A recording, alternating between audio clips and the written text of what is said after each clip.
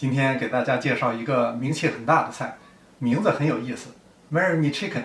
这道菜诞生于2016年，是由美国的美食网站 Delish 的执行编辑研发的。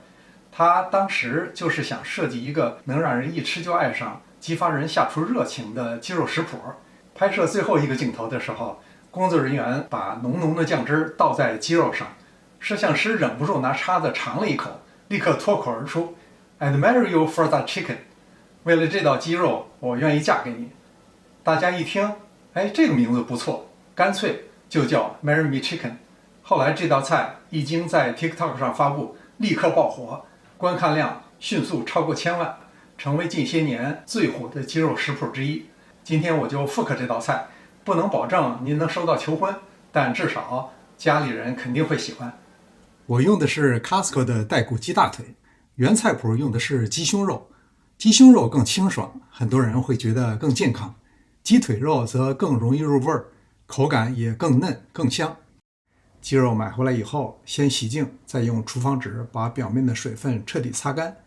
因为带骨鸡腿不太容易均匀受热，所以最好先把骨头剔出来。鸡皮我喜欢留着，只要火候掌握好，煎出来颜色特别漂亮，香气也更足，最后吃起来更过瘾。接下来要把鸡肉腌一下，先在一面倒入适量的胡椒粉和盐，然后翻面再撒一次。用手抓拌的时候不要把鸡皮扯下来。接着再薄薄的撒上一层面粉，先撒一面。原配方并没有用面粉，但加面粉既能保持鸡肉水分，鸡肉更嫩，又能增加汤汁浓度和味道，只是不要加太多，薄薄覆盖一层就好。这样做好以后放置半个小时。2汤匙初榨橄榄油，黄油大约也是2汤匙。等黄油完全融化以后，下入鸡肉，先煎带鸡皮的那一面。煎之前要把鸡皮先整理好，煎出来才能够平整漂亮。这时候的火力一定要控制在中到小火，先煎4分钟。煎的过程中可以转一转面，让鸡肉能够均匀受热。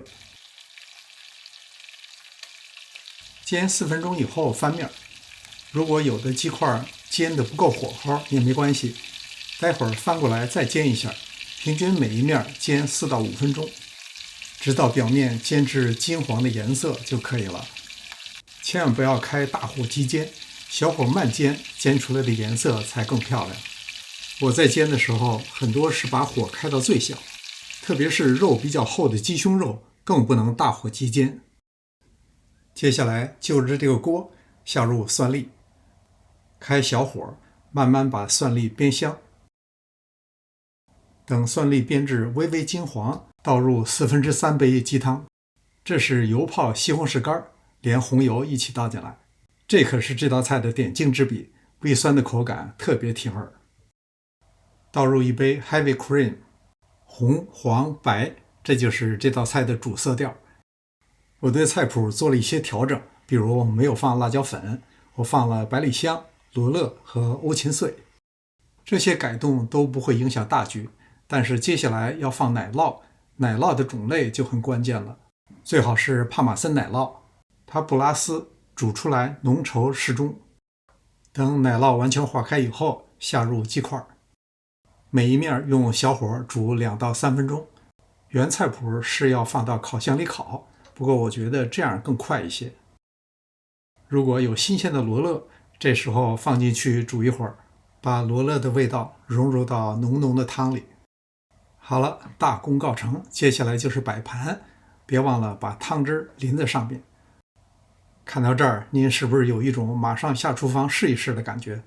告诉您，这道菜确实特别好吃。感谢您的观看，希望看到您的留言。临走前别忘了点赞、评论、订阅。这里是上师厨房，我们下次再见。